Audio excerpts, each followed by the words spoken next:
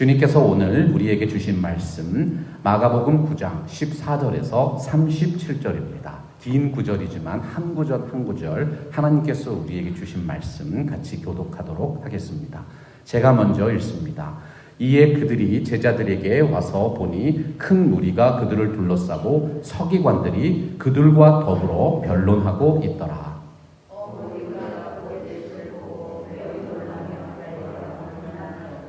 예수께서 물으시되 너희가 무엇을 그들과 변론하느냐?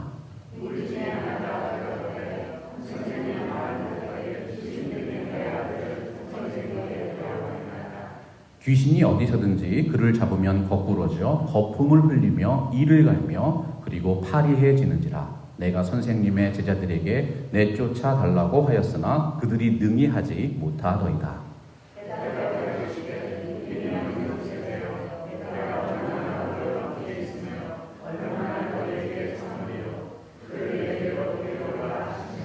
이에 데리고 오니 귀신이 예수를 보고 곧 그 아이로 심히 경련을 일으키게 하는지라. 그가 땅에 엎드려져 구르며 거품을 흘리더라.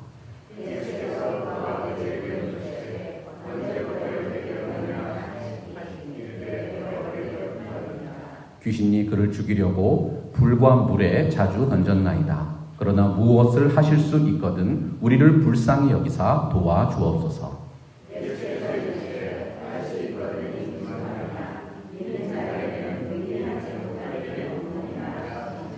곧 그 아이의 아버지가 소리를 질러 이르되 내가 믿나이다. 나의 믿음 없는 것을 도와주소서 하더라.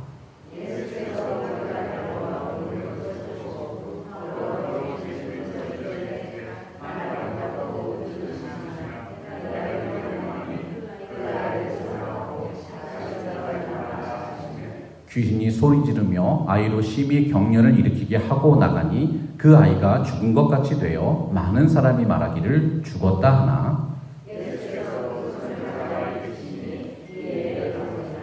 집에 들어가심에 제자들이 조용히 묻자오되 우리는 어찌하여 능히 그 귀신을 쫓아내지 못하였나이까?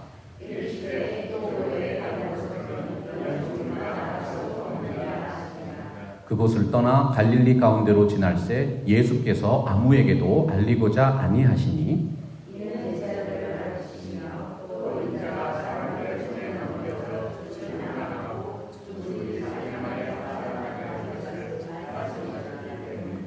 그러나 제자들은 이 말씀을 깨닫지 못하고 묻기도 두려워하더라.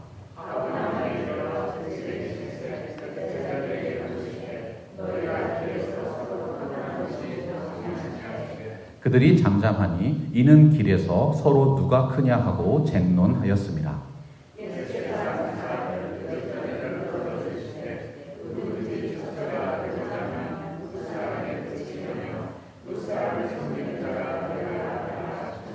어린아이 하나를 데려다가 그들 가운데 세우시고 안으시며 제자들에게 이르시되 누구든지 내 이름으로 이런 어린아이 하나를 영접하면 곧 나를 영접하며 누구든지 나를 영접하면 나를 영접함이 아니요 나를 보내신 이를 영접함이니라. 아멘. 하나님의 말씀입니다. 할렐루야.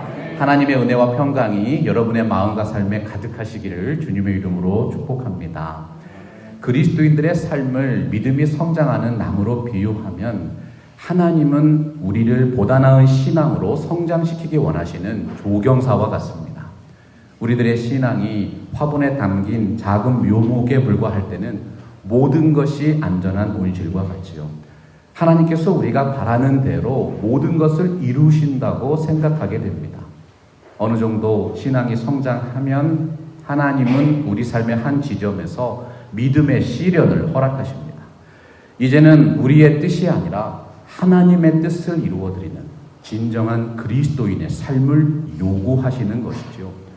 온실에서는 다 자란 것처럼 성숙해 보이던 신앙이 세상이라는 삶의 현장에서는 실패와 좌절을 경험합니다. 세상은 현실이라는 상황을 통해서 말씀이라는 하나님의 뜻을 왜곡시킵니다. 성도가 하나님의 말씀의 약속을 붙들고 하나님을 신뢰하지 못하도록 만드는 것이지요. 마치 항아리에 심겨진 묘목이 어느 정도 이상은 성장할 수 없는 것처럼 유혹과 시험에 빠져서 더 이상 성장하지 못하는 한계를 맞게 되는 것입니다. 오늘 말씀의 제자들도 비슷한 상황에 있었습니다. 예수님께서 친히 주관하시는 신앙의 훈련 과정을 거치고 있었습니다. 예수님이 3명의 제자와 함께 변화산에 기도하러 올라가셨을 때 그 땅에 남겨진 9명의 제자들은 곤란한 지경에 빠졌습니다. 어떤 사람이 귀신 들린 아이 하나를 데리고 와서 고쳐달라고 부탁을 했지만 그 아이를 고치지 못한 것이지요. 예수님을 대적하는 서기관의 무리들이 제자들을 비난하기 시작했습니다. 능력이 없는 제자의 삶은 존경의 대상이 아니었습니다. 신뢰의 대상도 아니었습니다.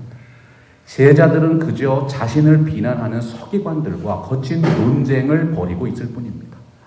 기적을 요구하는 서기관과 무능력한 제자들 사이에 언쟁이 격해질 때 예수님께서 문제의 현장으로 돌아오셨습니다. 놀라운 능력으로 아이를 고쳐주신 것이지요. 제자들은 궁금했습니다. 우리는 왜 그런 능력을 드러내지 못한 것입니까? 예수님께서 답변하셨습니다. 기도 외에 다른 것으로는 이런 종류가 나갈 수 없느니라. 우리들의 믿음의 대상은 하나님이십니다. 기도의 대상이 믿음의 대상이고 믿음의 대상이 예배의 대상입니다. 진정한 능력의 근원이신 하나님을 믿음으로 승리하시는 여러분들의 삶이 되시기를 주의 이름으로 축복합니다. 믿음이 없고 패역한 세대는 신비한 능력을 위해서 기도하지만 우리 그리스도인들은 그 능력의 근원이신 하나님께 기도합니다. 오늘 말씀 15절 이하를 보니까 예수님께서 사역의 현장으로 돌아오셨을 때 무리들이 예수께로 달려와 인사했습니다. 혹시 예수님이 또 놀라운 능력을 보이실까 기대했기 때문이죠. 하지만 예수님은 그 무리들과 상대하지 않으셨어요. 서기관들과 언쟁을 벌이고 있는 제자들에게 질문하셨습니다. 너희가 무엇을 저희와 변론하고 있느냐? 예수님은 그들이 왜 곤란한 지경에 빠지게 되었는지 다 알고 계셨습니다. 제자들의 무능력한 사역이 사람들의 비난의 대상이 된 것을 이미 알고 계셨습니다. 그런데도 그들에게 질문하셨습니다. 그 이유가 무엇일까요? 너희가 무엇을 위해서 불필요한 변론을 하고 있느냐? 다툼과 분쟁만 일으키는 불필요한 대화를 삼가라고 말씀하신 것이죠. 오늘을 살아가는 그리스도인들에게 세상은 신기한 기적과 이적을 요구하고 있습니다. 하나님이 정말로 살아 계시다면 말이 아니라 능력을 보이라고 요구하고 있어요. 세상이 요구하는 신앙의 근거는 믿음으로 보는 것이 아니라 눈으로 보고 확인해야지만 비로소 믿을 수 있다는 것입니다. 모든 인생들이 여러분에게 능력을 요구합니다. 그리고 그 인생들은 스스로 능력을 숭배하고 능력을 사모하고 있습니다. 하지만 그들은 오직 그 능력을 믿고 신뢰할 뿐입니다. 그들은 결코 능력의 근원이신 예수 그리스도를 믿고 예배하지는 않는 것이지요. 제자들을 대신해서 무리 중 한 사람이 예수님의 질문에 대답했습니다. 선생님, 말 못하게 귀신 들린 내 아들을 선생님께로 데려왔나이다. 내가 선생님의 제자들에게 내쫓아달라고 하였으나 그들이 능히 하지 못하더이다. 귀신 들린 아이를 데리고 온 사람은 이제 예수님께서 그 귀신을 쫓아달라고 간청했어요. 제자들에게 아들의 병을 고쳐달라고 부탁했지만 그들이 고치지 못했습니다. 더욱 큰 능력자에게 부탁을 하고 있는 것이죠. 세상은 제자들을 신뢰한 것도 아니고 사실 예수님을 믿고 있는 것도 아닙니다. 그들은 오직 문제를 해결하는 특별한 능력을 요구하고 있는 거예요. 그리스도인들이건 불신자들이건 사람은 누구나 스스로 해결하지 못하는 문제가 있습니다. 그 문제를 해결받고 싶어 합니다. 기도의 방법과 상황은 다르지만 인생은 누구든지 문제가 해결될 것을 위해서 기도하고 기대하면서 살아가고 있는 거예요. 이것이 바로 모든 인생이 올리고 있는 기도의 현상이죠. 어떤 종교를 믿든지 무엇을 믿고 누구를 의지하든지 사람은 자신이 원하는 목적을 이루기 위해서 기도합니다. 문제를 해결하기 위해서 기도합니다. 누구나 올리는 일반적인 기도의 모습입니다.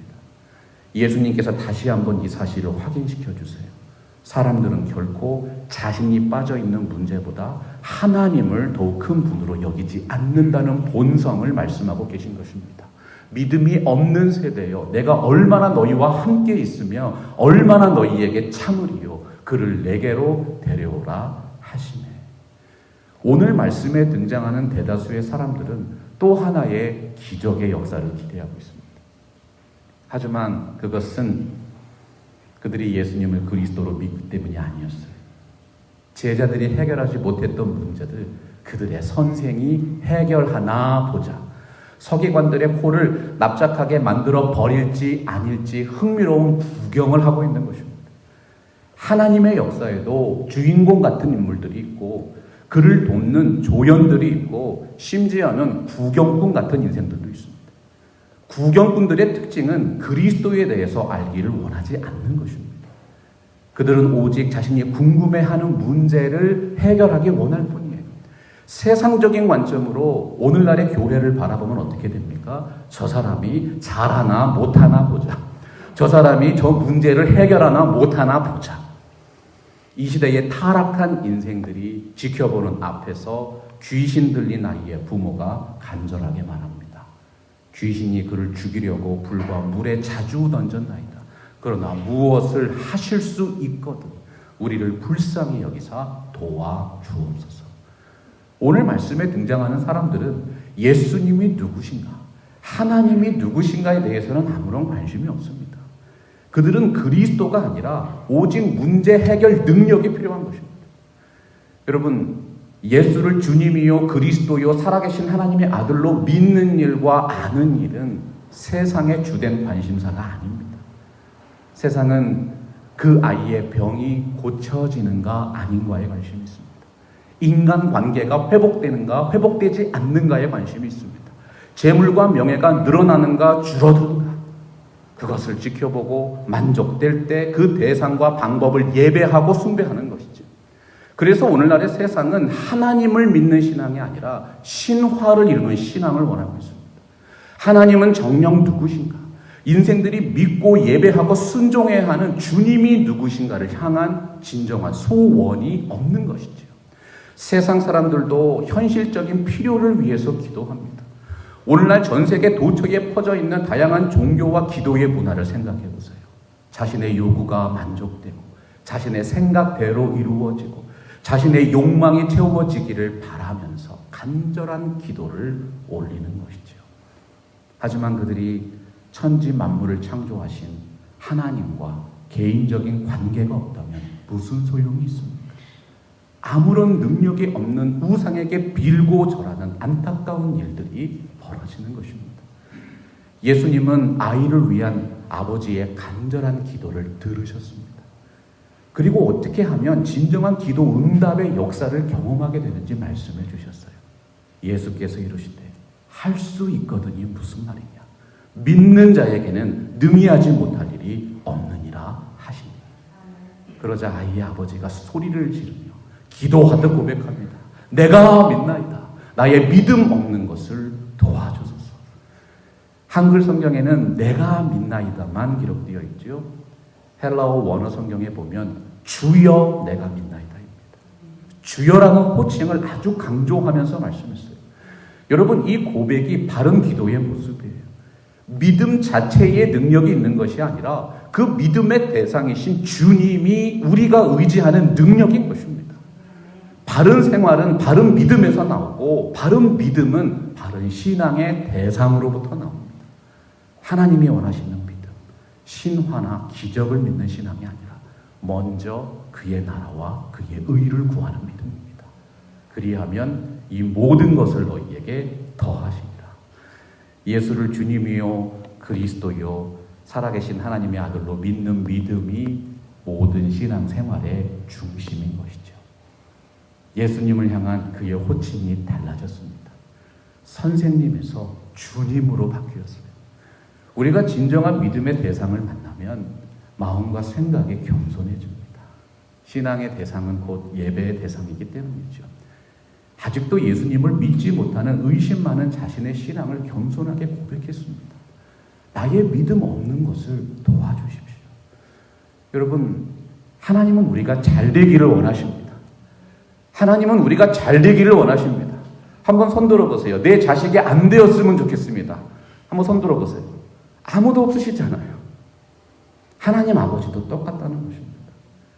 세상에 자기 자식이 고통받고 어려운 가운데 있는데 도와주지 않을 부모가 어디 있겠어요?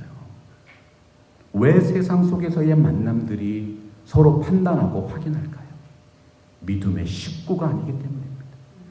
그리스도 안에서 한 형제요 자매라는 믿음이 없기 때문에 의심하고 판단하고 비방합니다. 하물며 이 땅의 부모도 자기 자식들은 잘 되기를 바라요.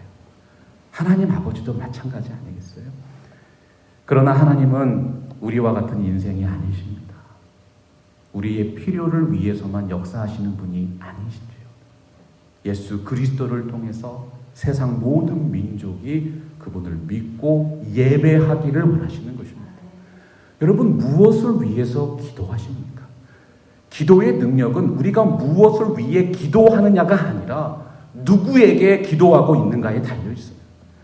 예수님이 서기관들과 불필요한 변론을 벌이던 제자들을 책망하셨습니다. 너희가 무엇을 변론하느냐? 오늘날 무엇을 해결하기 원하는 기도는 너무나도 많습니다. 그러나 진정으로 하나님을 믿는 일과 아는 일을 위해서 여러분 기도하고 계세요. 귀신 들린 아이의 부모가 예수님을 진정한 믿음의 대상으로 받아들이기 시작했을 때부터 기적이 일어났습니다. 천지 만물의 주인이신 주님께서 그의 말에 귀를 기울이시고 그를 주목하여 보신 것이지요. 예수께서 무리가 달려와 모이는 것을 보시고 그 더러운 귀신을 꾸짖어 이르시되 말 못하고 못 듣는 귀신아 내가 내게 명하노니 그 아이에게서 나오고 다시는 들어가지 말라. 랄프 에머슨이라는 기독교 사상가가 통찰했어요. 왜 우리 인생에 고난의 그림자가 찾아옵니까? 자기 스스로가 인생의 햇볕이라고 믿을 때 고난의 그림자가 만들어진다. 귀신 들린 아이 아빠의 마음속에 불신앙의 그림자가 사라졌습니다. 주님을 향한 겸손하고 진실한 믿음이 생겼습니다. 비로소 주님께서 소망과 치유의 광선을 비추어 주신 것이죠. 사람들은 기적과 신화를 보기 원하는 세속적인 믿음을 가지고 주님께로 모여들었습니다. 그러나 주님께서는 다시 한번 그들에게 보여주셨습니다. 예수는 그리스도시요 하나님의 아들입니다. 아이의 마음과 육신을 지배하던 악한 귀신을 하나님의 말씀으로 완전히 쫓아버리신 것입니다. 예수님의 말씀은 세상을 창조하시던 하나님의 말씀입니다. 온 우주와 하늘과 땅의 모든 피조물들이 그 말씀으로 만들어졌고 그 말씀대로 운행되고 있습니다. 아이를 지배하던 귀신이라 할지라도 위협적인 자연의 힘이라 할지라도 아무리 영향력 있는 국가의 지도자라 할지라도 왕 중의 왕이시요 만주의 주님이신 예수 그리스도의 말씀에 순종할 수밖에 없는 것입니다. 귀신이 소리 지르며 아이로 심히 경련을 일으키게 하고 나가니 그 아이가 죽은 것 같이 되어 많은 사람이 말하기를 죽었다 하나 예수께서 그 손을 잡아 일으키시니 이에 일어서니라. 여기서 믿음이 없는 많은 사람들을 보세요. 구경꾼들의 반응을 보시기 바랍니다. 그들은 아이를 살리시는 그리스도의 말씀을 신뢰하지 않습니다. 그 아이가 죽은 것 같은 상황을 더욱 신뢰합니다. 아예 아이가 죽었다고 그냥 믿어버리는 거예요. 구경꾼들은 기적을 베푸시는 분이 누구신지에 대해서는 관심이 없기 때문이죠. 기적이 일어날 것인가? 기적이 일어나지 않을 것인가? 저 사람이 문제를 해결할 것인가? 아니면 못할 것인가? 거기에만 관심을 갖는 사람들이 표적을 구하는 신앙을 갖는 사람들, 이 세대인 것입니다. 오늘 말씀처럼 정말 수많은 사람들이 하나님의 역사의 현장에서 그 말씀을 듣고 그 역사를 눈으로 목격했습니다. 그럼에도 불구하고 믿음이 없는 구경꾼들은 하나님의 말씀을 신뢰하지 않습니다. 하나님의 역사를 인정하지 않습니다. 그 말씀을 듣고 그 역사를 볼 수 있는 믿음의 눈과 귀가 없기 때문이죠. 예수께서 그 손을 잡아 일으키시니 이에 일어서니라. 많은 사람들이 이제는 죽었구나 포기할 때 예수님께서 일으키십니다. 사람들이 이제는 끝났구나라고 좌절할 때 하나님이 하늘의 뜻을 이 땅에 이루어 주십니다. 세상에 있는 구경꾼들이 말하지요. 이제는 정말 끝난 거 아닌가.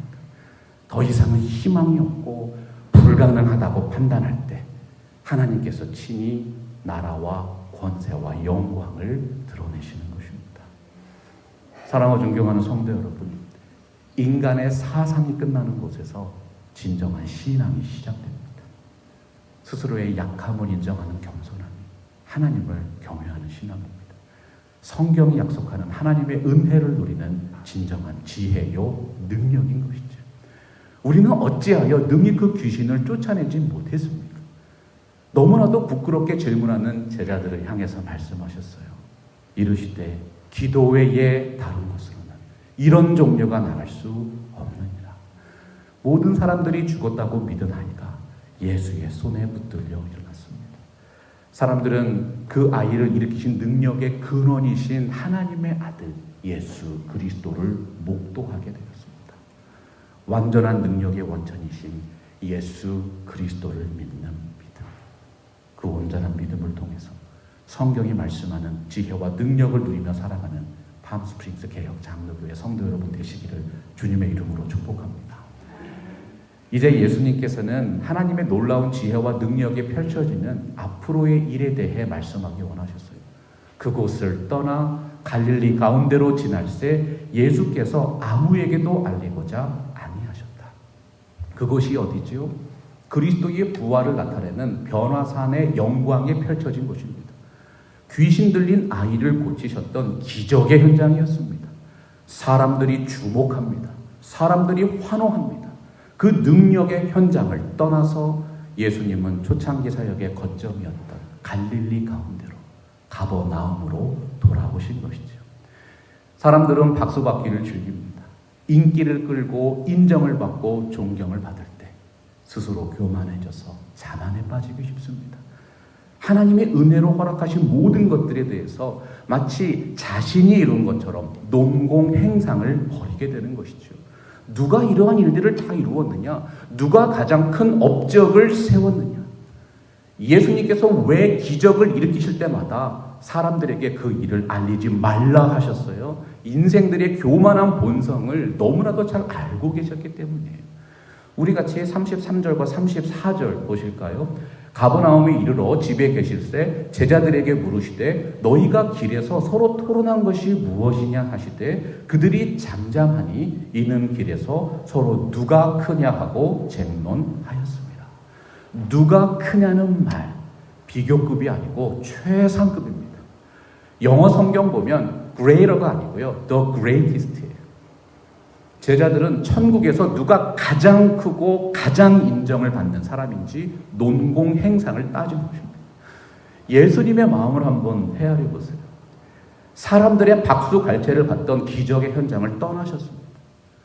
사역의 초심을 다지러 갈릴리의 촌구석인 가버나움으로 다시 돌아오셨어요. 그 별 볼 일 없는 촌구석에서도 서로 따지고 있는 것이죠. 누가 가장 많이 기여했습니까?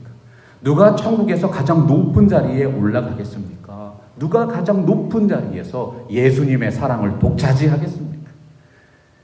예수님께서 진정으로 천국에서 큰 자가 누구인지 이렇게 말씀하십니다. 우리 한번 같이 읽어볼까요? 시작. 예수께서 앉으사 12 제자를 불러 이르시되 누구든지 첫째가 되고자 하면 무사람의 끝이 되며 무사람을 섬기는 자가 되어야 하리라 하시고, 우리가 이렇게 기도합니다. 머리가 될지언정 꼬리가 되지 말게 하옵소서.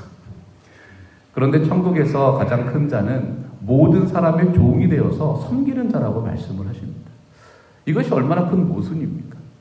무사람을 섬기되 어떻게 섬기는지가 중요한 것이죠. 그리스도인들은 세상에서 맨날 꼴찌만 하고 다른 사람들이 시키는 일이나 하면서 살라는 의미가 아니라는 거예요. 무사람을 섬긴다는 것은 그 사람들을 섬김으로 이끄는 servant leadership을 말씀하는 것이죠. 암벽 등반을 생각해 보세요. 누군가 정상에 가장 먼저 올라가서 파이를 받고 로프를 내려주어야 합니다. 그래야지만 뒤따르는 사람들이 그 로프를 허리에 감고 안전하게 올라갈 수 있지요. 그것을 이루신 분이 예수 그리스도예요. 그리스도를 닮아가는 삶의 리더십입니다. 리더는 개척자요 선구자입니다. 앞선 사람은 다른 사람들을 위해서 새로운 길을 열어야 합니다. 때로는 홀로 위험을 감수해야 합니다. 남모르는 고독과 아픔을 씹으면서 하나님이 원하시는 그 길로 나아가는 것이죠. 여러분, 우리 주님도 그런 길을 가셨습니다. 하나님의 뜻을 이 땅에서 이루시는 섬김의 종이로서 십자가의 길을 가셨던 것이죠. 누구든지 내 이름으로 이런 어린아이 하나를 영접하면 곧 나를 영접하며 누구든지 나를 영접하면 나를 영접함이 아니요 나를 보내신 이를 영접함이니라. 영접한다는 표현, 손님을 받는다는 것이 아니고 식구로 받아들이라는 뜻입니다. 눈으로 보기에는 어린아이처럼 보잘것없어 보이는 사람들이에요. 그러나 그들을 주님을 영접하는 것처럼 극진하게 대접하고 식구로 받아주는 공동체가 예수 그리스도의 몸된 교회입니다. 어떤 교회가 참으로 큰 교회일까요? 어떤 교회가 참으로 귀한 교회일까요? 새로 오신 성도님들이 극진하게 대접하고 우리들의 식구로 받아들여지는 교회입니다. 교회는 사적인 모임이 아닙니다. 하나님께서 세우신 공적이고 영적인 기관입니다. 팜스프링스 개혁 장로교회가 어떤 교회일까요? 여기 앉아 계신 여러분들만의 교회가 아니라 앞으로 하나님께서 보내주시는 새로운 성도님들을 모두 포함하고 있는 것입니다. 사랑하고 존경하는 성도 여러분, 새로운 분들이 올 수 있는 교회가 되어야 합니다. 새로 오신 분들이 감격하고 감동하는 교회가 하나님께서 칭찬하시는 큰 교회인 것이죠. 새가족반에 참여하시는 우리 성도님들 계십니다. 새로 오신 분들의 말씀과 의견에 귀를 기울이십시오. 우리 모두가 겸손한 마음으로 그들을 영접할 때 하나님이 원하시는 진짜 교회가 이 팜스프링스 지역에 세워지는 것입니다. 마가복음과 비슷한 사건을 기록한 누가는 예수님의 사역에 있어서 매우 중요한 전환점이 되는 구절들을 소개하고 있어요. 가버나움에서 있었던 이 모든 일들을 뒤로 하고 예수님께서 참으로 놀라운 사역의 계획을 제자들에게 알려주십니다. 예수께서 승천하실 기약이 차감해 예루살렘을 향하여 올라가기로 굳게 결심하셨다. 지금까지는 갈릴리에서 말씀과 치유 사역에 집중하셨습니다. 이제는 자신을 향한 하나님의 계획을 이루시기 위해서 예루살렘으로 나아가기로 결심하신 것이죠. 예루살렘이 어떤 곳입니까? 하나님이 보내실 수많은 선지자들을 돌로 쳐 죽인 곳입니다. 무수히 많은 순교자의 피가 뿌려진 고난과 죽음의 땅입니다. 복음서를 관통하는 중요한 이야기의 흐름이 있지요. 대제사장과 장로들로 대표되는 기득권 정치 세력과 예수님과 그의 제자들로 대표되는 복음의 세력 사이의 갈등입니다. 그 갈등이 갈릴리 사역에서 심하게 촉발되었고 예루살렘으로 전진하면 전진할수록 갈등이 더욱 깊어집니다. 갈보리 언덕 십자가 위에서 최고의 정점을 찍는 것이죠. 예수님은 자신이 나아가는 길에 고난의 십자가가 놓여 있음을 처음부터 알고 계셨습니다. 그러나 단호하게 두려움과 유혹을 물리치고 굳게 결심하셨습니다. 그 개척의 길을 통해서 수많은 새로운 사람들이 하나님의 나라에 이르는 구원의 은혜를 누리게 될 것이기 때문입니다. 오늘 말씀의 굳은 결심은 흔들리지 않도록 고정지킨다는 뜻이에요. 여러분, 밭에서 쟁기질 해보신 적 있으시죠? 쟁기는 소나 말 뒤에 매달린 밭고랑을 내는 농사기구입니다. 밭고랑을 똑바로 내려면 손에 쟁기를 꽉 붙잡고 뒤를 돌아보면 안 됩니다. 목표 지점에다가 시선을 고정시키고 쟁기를 꽉 붙들고 한 걸음 한 걸음 전진해야 합니다. 그런데 마음의 중심이 목표 지점인 주님께로부터 멀어지면 어떻게 되죠? 주님을 따르는 제자의 삶이 아니라 자기 마음대로, 자기 느낌 따라 삐뚤빼뚤 살아가는 엉터리 신자가 되는 것입니다. 세상 사람들이 추구하는 사고 방식으로는 주님의 몸된 교회를 이해할 수 없습니다. 우리들의 생각을 바꾸고 사고의 틀을 개혁해야 합니다. 하나님께서 나에게 맡기신 자기 십자가가 무엇인가? 십자가를 발견하십시오. 자기의 십자가를 지고 주님께서 앞서가신 예루살렘을 향하여 전진하십시오. 그 믿음의 여정이 진정한 지혜와 능력을 체험하는 신앙생활인 것이죠. 하나님께서는 여러분들에게 말씀하신 믿음의 예루살렘이 있다고 우리에게 알려주고 계십니다. 그 예루살렘이 어디십니까? 그 높은 곳을 향하여 마음의 시선을 고정시킬 때 하나님의 뜻을 이루어드리는 아름다운 제자의 삶이 펼쳐지는 것이죠. 오늘도 주님의 전에 나오셔서 거룩한 말씀의 쟁기를 붙들게 하십니다. 하나님께서 허락하신 믿음의 예루살렘을 더욱 아름답게 일구어 가시는 진정한 주님의 제자가 되시기를 우리 주 예수 그리스도의 이름으로 간절하게 축원합니다. 말씀 앞에서 경외함으로 주께 홀로 섭니다. 생명의 말씀 읽고 순종해 주를 예배합니다. 기록된 말씀 힘이 있어서